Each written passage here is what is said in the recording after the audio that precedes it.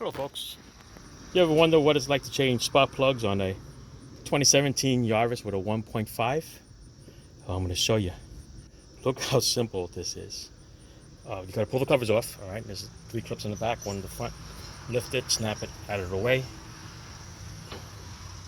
And there are your 4 coils. Nothing in the way on top whatsoever. You just have to unclip the coils, which is push these 2 on the inside here, okay, right here. Push them in deep enough, releases the clip, and you can slide them right out. Once you slide them out, these are 8mm bolts. Not the usual 10 that you find on regular cars, because everything's smaller on this car. Once the 8mm is out, always give the coils a little bit of a twist before you pull, so you don't break anything. Okay? There's your coil. It's got 60,000 miles on it. It's pretty good. Just want to show you how to do the spark plugs.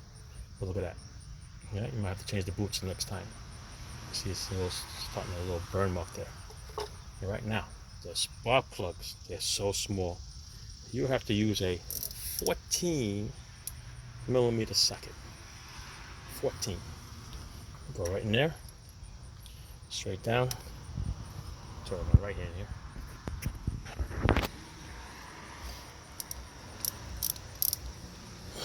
Once your breaker loose, great snap-on ratchet, by the way. And it's also a snap-on extension there, and it locks onto the socket.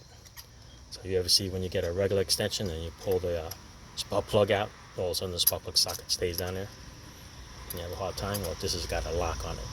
So it will lock onto that socket, and its socket is definitely coming out with you. Alright, there it is. There's the spark plug. Okay, it's a 14mm. Got it from AutoZone. They come in a set of 2. There was another one that I needed for Nissan that uses a special one too. Alright, but that's it. There's your spark plug. Looks like a platinum or an iridium plug. Alright, so those, they don't come gapped when they come out of the box. But definitely check the gap anyway. Make sure it's within specs. Alright, once you do that, put a little anti-seize around the threads and you put it back in. Alright, but here's this little locking mechanism that I was talking to you about. Okay, look at that. Pull this back. See that? It locks onto that socket. So that socket is not going to stay down in that chamber. Locks it in and you're good to go. Alright, so that's just a quick one to show you how to take the spark plugs out. Putting them in, like I said, buy new ones, make sure they're gapped. Throw them back in, throw a little anti-seize in here so it doesn't get stuck into the engine. And there's 4 of them. Alright, you can't mix them up.